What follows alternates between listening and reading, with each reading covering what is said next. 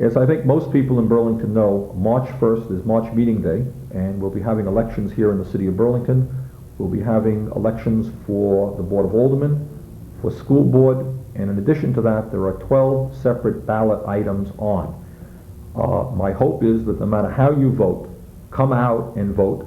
During the last few years, we've been doing quite well in increasing voter turnout, and that's what democracy is about. I think some of you may have seen in the paper last week that I believe it was CVU, Champlain Valley Union School District, the people there voted on a $5 million plus budget, and 1% of the people came out. And that's a real problem, something very wrong when so few people are participating in government. There's a lot that's going to be on the ballot. We're dealing with a wide variety of issues, including improving our vehicles for our fire department, getting some money available for us to do capital improvements for our parks department, for our streets, for our libraries. We have a number of questions on which are basically advisory questions. One of them deals with, do we or do we not want the Congress to go forward with a national health care program, similar to what we have in Canada? I believe in that. Maybe you do, maybe you don't. Come on out and vote your conscience. We have another issue on, which is again advisory, asking whether or not you want the City Council in Burlington to take bold steps in terms of zoning ordinance to protect us against the kind of development many of us may not want. I favor that. I don't know how you feel, but I hope you'll come out and voice your opinion on that. Whole lot of important issues on. Hope you study the issues and come out and vote on March 1st. This evening, we're going to concentrate on what may in fact be the most controversial issue that is on the ballot, and that is appropriately ballot item number 1, dealing with child care. And my guests on the show are Jane Driscoll, and Jane is head of the Mayor's Youth Office. She is a Ward 2 representative on the Burlington School Board, and is one of the people who helped found the Children's Space, which is a very excellent child care center, and is quite knowledgeable on the issue of child care. And over here on my right is John Franco, who has been an assistant city attorney in the city of Burlington for how many years now, John? Oh, 5 or 6. Somewhere around there. And John has helped us not only on this project, but on many other areas in terms of coming up with some rational and sensible financial approaches to some of the problems that we're facing. Let me start off by reading the legalese as to what you'll be reading when you walk into your polling booth. It's very complicated, but it sounds complicated. In fact, it is not. But let me read the language. Shall subsection 64 of section 48 be added to the city charter so as to authorize the creation of a child care development fund to assist needy persons employed in Burlington in meeting child care expenses according to procedures to be developed by ordinance through special assessments on non-residential property except for farmland, vacant land zoned RCO, and land used for pious reasons, and to authorize the annual appropriation of not more than $600,000 of fund revenues for such purposes. Now, in English, what does that mean? What it means is that we are proposing the establishment of a child care development fund, which, upon ordinance passed by the Burlington Board of Aldermen, could, if they so desired, raise up to $600,000 to be used for child care purposes in a program to be developed by the Burlington Board of Aldermen. Basically, that's what is going on. Let me at this point turn the mic over to Jane Driscoll. Jane, you are supporting this charter change. What is it about? Why, in your view, should it be passed? Okay, one of the reasons that we got involved in child care were manyfold. A number of things came together at the same time. Child care centers were coming to the city expressing real concern about increasing financial difficulties and lack of stability in the staff because of that, lack of a high turnover in staff. The state was real concerned about the true cost of care versus the parents' ability to pay, what it costs to provide decent quality child care for children is a great deal more than the $75 a week that most places charge. As a matter of fact, the coordinator of child services for the states estimates that on average child care is underfunded by 30%. At the same time, business had identified child care as a concern because of the extreme labor shortage they're facing. The problem is very clear. Caregivers are being paid $4.60 an hour, and these are people with college degrees. We've got parents being paid $75 a week, an average of 25 to 30% of their income. There's an extremely high turnover rate in child care providers. I think it was 56% this year. And if you had that kind of a turnover rate in your public schools, how would you feel? I mean, it just doesn't give you any sense of security that your children are in a safe, good place to be. It's not a good environment.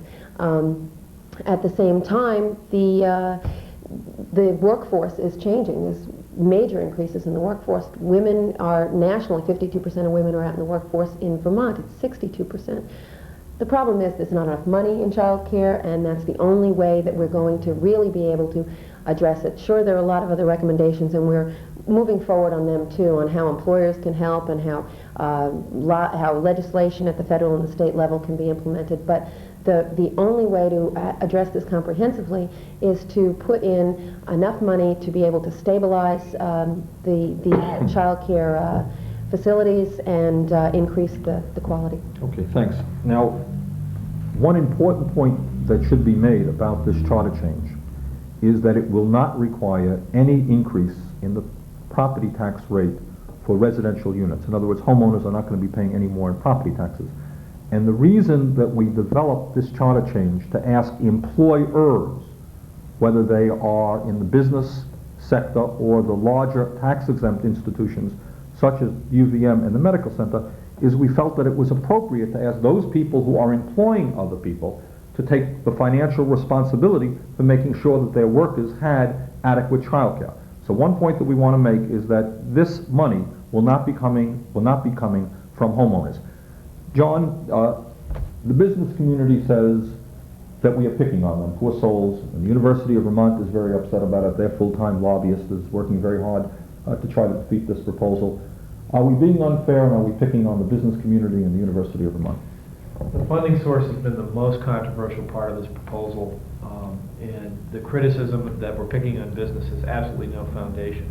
The truth of the matter is that the amount of money that business will be paying through the special assessment is exactly the same amount of money that they would be paying if we had raised a general city property tax to fund this. We've heard many people in the business community say, well, we might have supported this if it wasn't a special assessment, but we're being singled out. The truth of the matter is that they're not being singled out. What we're doing is we're requiring the large tax-exempt institutions, including the City of Burlington, which employ substantial numbers of people, to pay a contribution into the child care fund which would otherwise fall on residential taxpayers. The way it works is quite simple. Taxable business will pay half of this, and the large tax-exempt institutions will pay the other half. If this were a straight property tax increase, like a regular city tax increase, businesses would pay half and residents would pay half. Well, that isn't going to happen. So people say, why are we doing this? Why are we asking employers to do it? Well, we're asking employers to do it for the same reason employers are asked to pay Social Security benefits, to pay unemployment benefits, to pay workers' compensation benefits. The theory is that property which is being used to generate significant employment should be asked to contribute into this fund to help defer the cost of child care. And keep in mind, we're not asking business to pay the whole part. We're asking business to pay a small part. So in sum, we're saying, look, business will benefit from contributing to child care. Their employees need it. All major employers, that is, employers who hire 5 or more people full-time, will pay into this, including the City of Burlington. In fact, almost half of the entire fund will be paid by the medical center, the university, and the City of Burlington, who are together the 3 single largest employers of Burlington residents. Okay. Thank you. And this whole question has generated, I have to say, a great deal of controversy and some bitterness. For example, one of the provisions in the charter change right now, which was put in by a Democratic alderman against my very strong opposition, says that if you live in Burlington and you work outside of the city, they don't want you to be eligible for this program. And in fact, this week I have announced a program of additional revenue to deal with that, so that all people, all children in the city of Burlington, whether you work in Burlington or whether you work outside of Burlington, will receive benefit from city funding. Another criticism that we have heard is, gee, you're asking us to raise $600,000 for childcare, and yet where is the program? Where is the money going to go? Why should we put money into a program when you haven't dotted your I's or crossed your T's?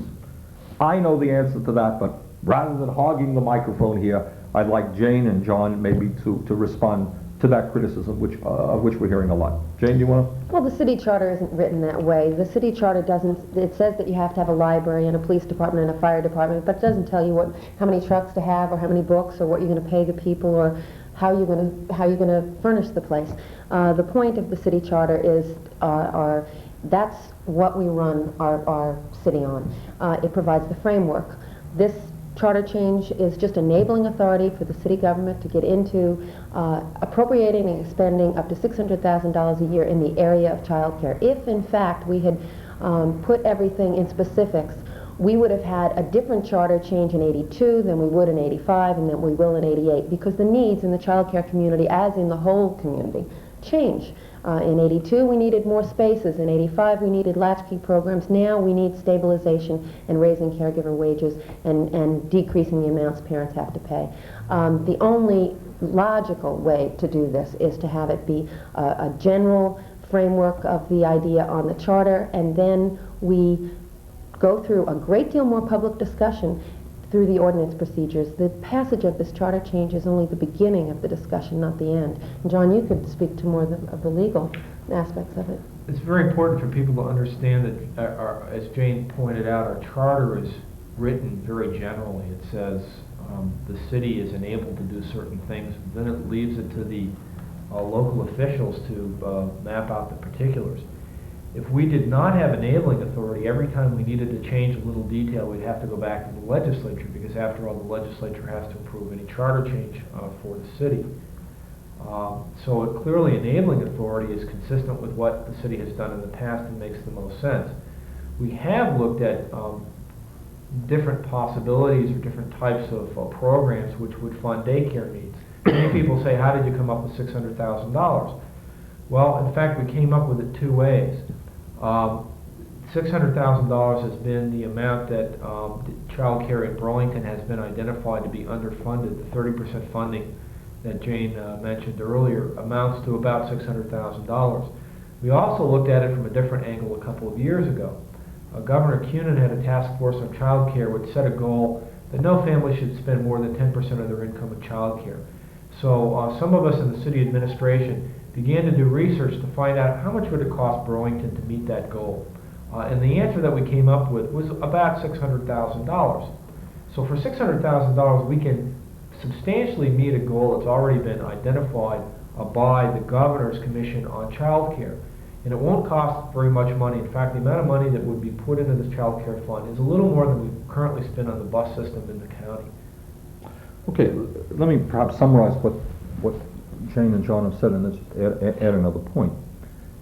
Legally, what this charter change does is, for the first time, grant the city the enabling legislation, the authority to raise revenue and appropriate that revenue for childcare. If we don't have that enabling legislation, we are not going to be able to raise in a progressive way the money we need for childcare. So in a sense, if we want to go forward at all in the area of childcare, we've got to do this. Second of all, in response to the criticism of we don't know exactly how the money is going to be spent, basically that's true with almost all approaches of government. When we raise money to repave our streets and sidewalks, to be frank with you, it takes time to develop the long-term program. What has to be done here, and what in fact is absolutely appropriate, is that the Burlington Board of Aldermen, if this charter change is passed, is going to sit down, probably form a separate committee, They're going to work with the child care community. They're going to be working with parents. They're going to be working with state people. And they're going to be sitting down and saying, okay, now that we have the authority to go forward, how do we best address the needs? And let me tell you, it is a complicated issue. There is going to be a lot of public discussion. For example, how do you go about creating a sliding scale approach? What is the appropriate amount of money that you start funding for this? What about the capital improvements of different child care centers? What about the wages that child care workers are receiving? A lot of issues that are going to have to be discussed. When people say you don't know all the answers, we say, you're right, we don't. But if we pass this, we can then begin the very serious and complex discussions that we're going to need to provide us with some of those answers. Mayor, and the other point, just to add to that, is that without this child care enabling authority, the city is not able legally to approach child care in a comprehensive manner. We do now fund things like the Child Care Center and Memorial Auditorium, but the kind of comprehensive approach that we're talking about that would benefit all people who both live and work in Burlington requires charter authority from the voters and then later from the legislature. Jane, some of the criticism that is leveled at us on this charter changes, well, you're only going to fund the big centers. Mm-hmm. Okay, and the presumption is that the decisions have already been made. Mm-hmm. Do you want to talk about that and talk about your understanding of perhaps what should be done, fully acknowledging that we have not yet developed the final plan and that we are not going to develop a plan till the board sits down and gets the kind of input that we need? Mm-hmm. Sure, as John mentioned, this is nothing new. We've been working on this issue for years. We have been looking at the Mayor's Task Force on Child Care is going to be putting out a task force report, and it has an example of a way that we could distribute funds. Helen Keith from the State Department of Child Services, or Office of Child Services, and Joy Short from the Child Care Resource and Referral, and I have sat down for the last 6 months and looked at different formulas. We absolutely agree. Big centers aren't the only places that need help. The daycare homes need help too. What we're talking about is, in this approach, having money be funneled into registered or licensed homes, homes and centers. And the impact of it would be to establish a sliding fee scale, as John said, to hopefully begin to get to the point where where people are not paying more than 10% of their salary for child care. I think it's important to point out again, because I'm not sure how many people are fully aware of the cost of child care in terms of somebody's income. And I think this needs to be repeated. Let's just say you're a woman, maybe a single head of household, and you're making $15,000 or $18,000 a year, which is certainly many people are earning less than that within our community. Mm-hmm. Okay, and you're bringing home $300 a week or less than that after taxes. If you have one kid in child care, on the average you're paying about $75 a week. Some of the centers are more expensive than that, some are less. So stop for a moment and think about a working person wanting to improve the life of her family, getting off of welfare, if you like, or simply wanting to go out and be a productive member of society, contribute to their community. They're being asked to pay perhaps 1/3 of their total income for childcare. If you have 2 kids, forget it, because really it does not make any sense whatsoever to go out in the workforce and be paying $150 a week to have your kids taken care of. And I think the point that Jane made a moment ago, once again, is that I know, and I've listened to some of the radio talk shows, there are a number of people who say, hey, when I was a kid, our family took care of its own. You know, we don't think that people need child care. We don't like child care. I don't want to argue that point, and I'm not here to argue whether child care is good or bad. Certainly it is not my desire or function to tell people whether they should use child care or not, whether people should go into the workforce, whether they should stay home for family with their kids. That's not what our job is. All that we can say is what the facts are. And my friends, the world has changed, and for better or for worse, other people can decide. But the reality is now is that in many instances it takes 2 workers in the family, husband and wife, to bring home the bacon to keep the family going. That's the reality. Wages are not keeping pace with inflation. Women have got to go out in the workforce along with their husbands. That's one of the realities. So if that is true, what happens to the kids? And I think the issue is, do the kids get quality child care, or do they get dumped in some places where the child care is not good, where kids are spending their whole day watching reruns on TV? That's number one. Number two, again, for reasons well beyond our control. I don't want to argue the pluses or the minuses of it. There are many women now who are bringing up kids all by themselves. Okay? What do they do? We hear time and time again people say, we don't think people should be on welfare when they're able-bodied and they should go out and work. And I've talked to many women, and we have programs in the city, and the state has programs that are saying to women, get off of welfare, go out in the workforce, get a job and take care of your family. The truth is that women, or occasionally men, cannot do that if they're not going to get the kind of assistance they need for the child care. And it's also not just the people that are really the very poor. Absolutely. It's all the working poor, the people that are making $20,000 a year and spending $4,000 of it on child care. Now that's enormous when you figure that another $4,000 goes to other federal and state taxes. The point is that you just figured out your taxes. I know, Yeah, you're upset about it. The point is that we'd have to figure out a formula that dovetailed with the SRS sliding fee scale and with the tax credit for the federal government and what the city share should be. For instance, a person for $20,000, the tax credit they'd get would probably be about $950, and then the city share could be another $900, and then they could pay $2,000 or another $1,100, and they could pay $2,000, and still it's only 10%. And we've really helped them. John, you've done a lot of work on that. So the big problem with daycare affordability is not people who are very poor, not people who are affluent yuppies. It's the vast majority of working people who earn under $30,000.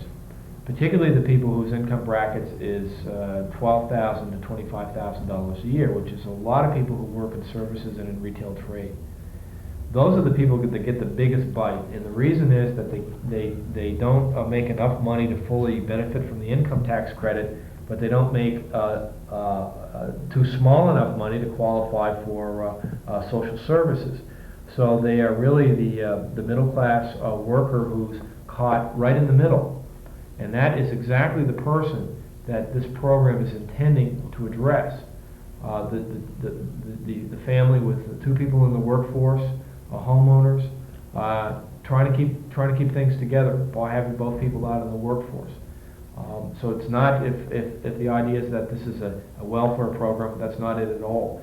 It's a program to provide a benefit to people who enter the job force. And another point is that in many countries, such as in Canada, child care has become a right that people come to expect, just as medical care is a right that people come to expect, or as we expect Social Security here in this country. What we're really asking people to do is to take a look forward and a step forward and say, hey, quality child care in the realities of the 1980s and the 1990s is really not a privilege anymore. It's a right that every working person ought to have. You know, let me just pick up on that point. Historically, when you look and you examine the gains that working people have made, you know, over a period of time you begin to take these things for granted. But virtually every gain that working people have accomplished in this country or abroad was brought about through tremendous struggle, where the employers and the wealthy people said, no, you're not entitled to this. No, if we give to you, it's going to be bad for the whole society. Some of you will recall the fight that was waged in the 1930s for the right of working people to create unions. The fight that took place for a minimum wage. The fight that took place for Social Security. That's still taking place. The fight that took place for Medicare or Medicaid. Every struggle that working people have won was always opposed by the employers and the wealthy people, because basically they've got it all, and in my view they're not very interested in sharing it. I have to say, I get very angry, and I have to apologize to people. I've had a bad week. You know, every place you go, we're bunking heads against people who have a lot of money. I was just down in Montpelier earlier this week trying to get the radical concept that maybe the hospitals in the state of Vermont, who are consuming our health care dollars, are in a significant way part of why health care costs are going up. We made the radical suggestion that maybe they should open up their doors so the public might be able to hear, let alone partake of the debate. I only got the medical establishment down there saying, no, you can't do that. In Montpelier right now, we have a bill that would eliminate completely property taxes for low-income senior citizens by raising the property transfer tax in the city of Burlington Frankly, I don't think that the legislature is going to allow us to do that. You'll have the real estate people down there, the big owners of real estate saying, no, we don't want them to do that. The issue here is not a complicated issue. In my view, as John was indicating, in other countries of the world, such as Canada, funny thing in Canada, is we've been talking about before, Canada has a conservative government in power right now. They are proposing, in a country with a population about 10% of ours, a $5 billion child care program for the next 5 or 6 years in Canada. In a country, 10% of our population. Our federal government, of course, is too busy waging the war in Nicaragua or giving tax breaks to corporations to be adequately funding child care.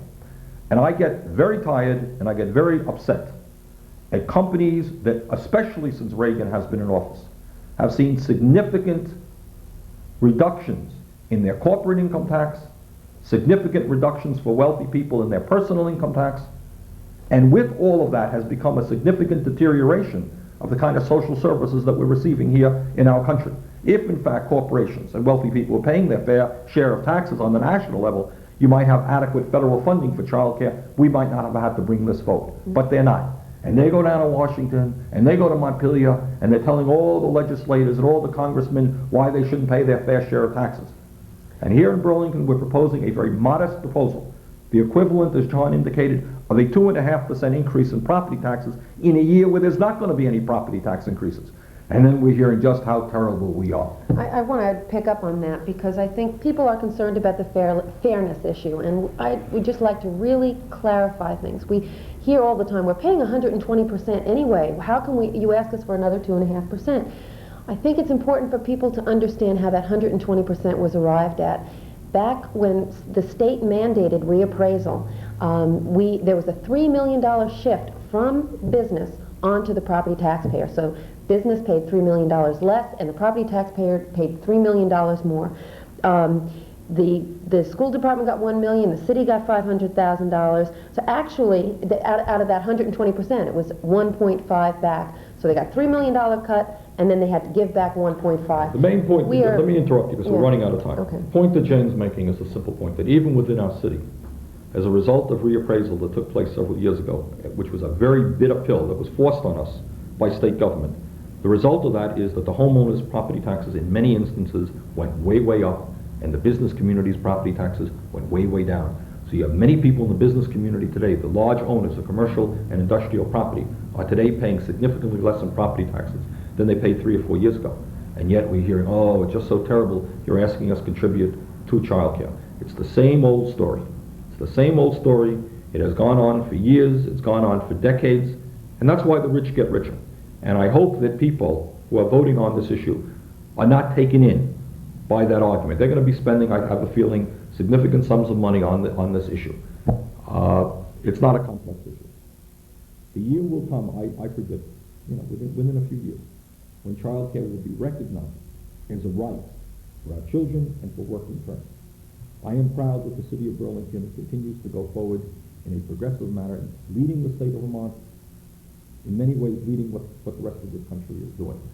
I hope that people will analyze the issue, and I hope that they will come out and vote yes on item number 1, which will allow this city to go forward in providing quality and affordable child care for the people of Burlington. Thank you very much.